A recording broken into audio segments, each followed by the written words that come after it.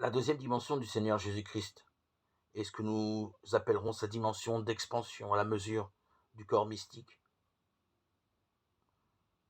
Ce Jésus en nous qui ne cesse de grandir, de s'épanouir dans nos cœurs,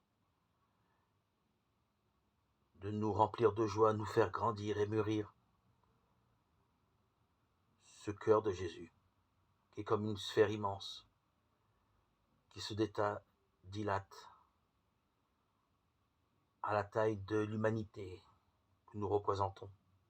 Et entre les deux, les 33 ans de Jésus, quand vint la plénitude du temps où Dieu envoya son Fils né d'une femme, Galates 4:4. Voilà donc le fil conducteur de ces entretiens. Regardez sans cesse notre Seigneur Jésus dans ses trois grandes dimensions.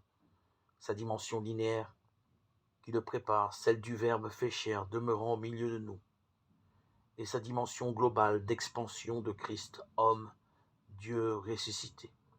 Et bien sûr, elle ne s'oppose pas. L'incarnation est cette vie divine communiquée à l'humanité du Christ.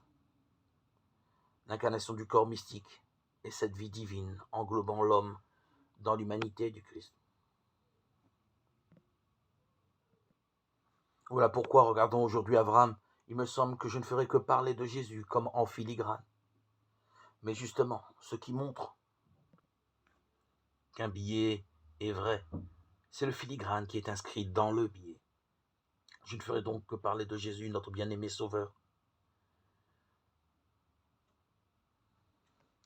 Et je ne ferai que parler de Jésus,